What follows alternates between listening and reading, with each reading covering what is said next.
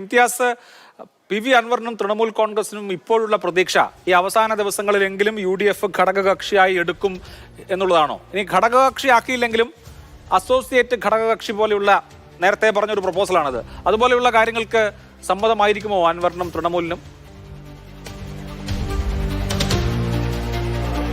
അഭിലാഷ്, അവസാന വട്ടവും P V Anwar പറയുന്നത് ഘടകകക്ഷിയിൽ കുറഞ്ഞതൊന്നും ഞങ്ങൾ പ്രതീക്ഷിക്കുന്നില്ല, ഘടകകക്ഷിയാക്കണം, അതിനൊത്ത പാർട്ടിയാണ് ഞങ്ങൾ, അതിനൊത്ത ആളുകളാണ് ഞങ്ങൾ എന്ന രീതിയിലാണ് അൻവറിന്റെ പ്രതികരണം വരുന്നത്. അതായത് അവസാന വട്ട സമ്മർദ്ദതന്ത്രവും പയറ്റുകയാണ്.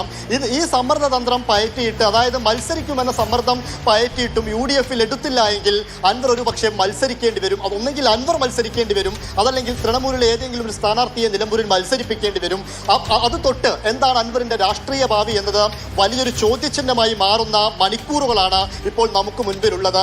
അതായത് കോൺഗ്രസ് UDFനെ സംബന്ധിച്ചിടത്തോളം ആര്യാടൻ ഷൗക്കത്തിന്, അതായത് UDF നിർത്തിയ സ്ഥാനാർത്ഥിയെ തള്ളിപ്പറഞ്ഞ അൻവർ PK കുഞ്ഞാലിക്കുട്ടിക്കും VD സതീശനും രമേശ് ചെന്നിത്തലയ്ക്കും അൻവറിന്റെ കാര്യത്തിൽ അൻവർ പലതും പറഞ്ഞ് ഇടയ്ക്കിടയ്ക്ക് ഓരോന്ന് പറഞ്ഞ് ആശയക്കുഴപ്പമുണ്ടാക്കിയ അൻവർ, ഇങ്ങനെയാണ് UDF നേതൃത്വം അൻവറിനെ കാണുന്നത്. ഇതിനെല്ലാം ഒരു പരിഹാരം വേണം. അതിന് അൻവർ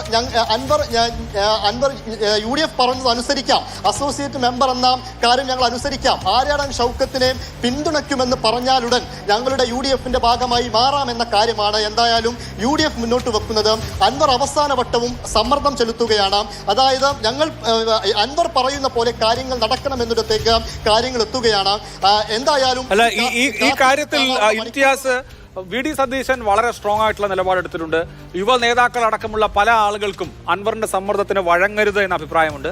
അതേസമയം ലീഗ് സമവായത്തിന്റെ പാതയിലാണ്. കോൺഗ്രസിലെ തന്നെ പല നേതാക്കൾക്കും സമവായം വേണമെന്ന അഭിപ്രായവുമുണ്ട്. അപ്പൊ ഈ രണ്ട് നിലപാടുകൾ അവിടെ നിൽക്കുമ്പോൾ ആർക്കായിരിക്കും ഫൈനൽ വേർഡ്? സതീശന്റെ നിലപാട് തന്നെ വിജയിക്കാനാണോ സാധ്യത, അതോ ലീഗിന്റെ കൂടി അനുഗ്രഹാശിസുകളോടെ അൻവർ ഒരു സീറ്റ് ആ UDF ബസ്സിൽ സംഘടിപ്പിക്കുമോ?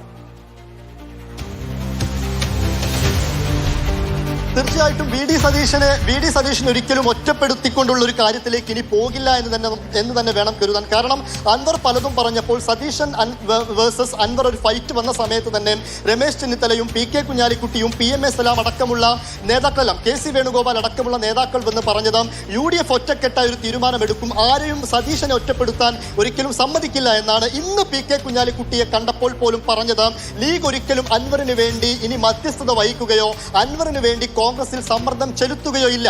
പക്ഷേ UDF ഒരു കൂട്ടമായ തീരുമാനമെടുത്ത് നാളെ വൈകിട്ട് അൻവറിന്റെ കാര്യത്തിൽ ഒരു തീരുമാനം പറയാമെന്നാണ് ഇന്ന് PK കുഞ്ഞാലിക്കുട്ടി. അത്യാവശ്യമാണ് ഇംതിയാസ്. അൻവറിന്റെ അവസാന സമ്മർദ്ദത്തിന് മുമ്പിൽ UDF മുട്ടുമടക്കുമോ? നാളെ അറിയാം.